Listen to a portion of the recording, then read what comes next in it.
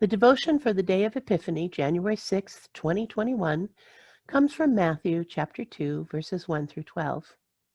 In the time of King Herod, after Jesus was born in Bethlehem of Judea, wise men from the east came to Jerusalem asking, "Where is the child who has been born King of the Jews?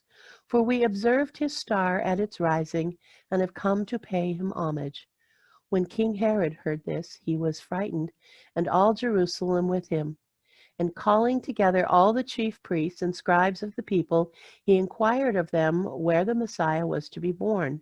They told him, "In Bethlehem of Judea, for so it is written by the prophet, and you, Bethlehem, in the land of Judah, and by no means least among the rulers of Judah, for from you shall come a ruler who is to shepherd my people Israel."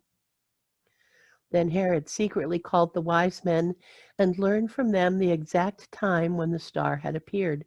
Then he sent them to Bethlehem, saying, "Go and search diligently for the child, and when you have found him, bring me word, so that I may also go and pay him homage."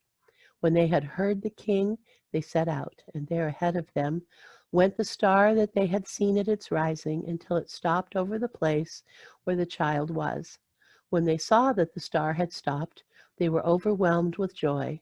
On entering the house, they saw the child with Mary, his mother, and they knelt down and paid him homage. Then, opening their treasure chests, they offered him gifts of gold, frankincense, and myrrh. And having been warned in a dream not to return to Herod, they left for their own country by another road. The reflection for this passage is written by Pastor Amanda Liggett, pastor of Zion Lutheran Church, Roundup, and American Lutheran Church, Lavina. She writes, "We all have a little bit of the wise men in us, driven, perhaps mysteriously, to look for Jesus, willing to risk something in the process for the sake of the journey. We need to find him, and when we do, perhaps we will have the wisdom to kneel before Emmanuel and offer him our treasures, and then to go home by another road, lest we betray him out of fear. We all have a little bit of Herod in us as well. It is the part that seeks to preserve our power, whatever it may be, because God came down will always be a threat to earthly power. Gold, skills, knowledge, and what we think we know, beauty, time, energy, best laid plans, titles and symbols of status, all the things we would choose to defend and keep for ourselves rather than put them down before a little baby.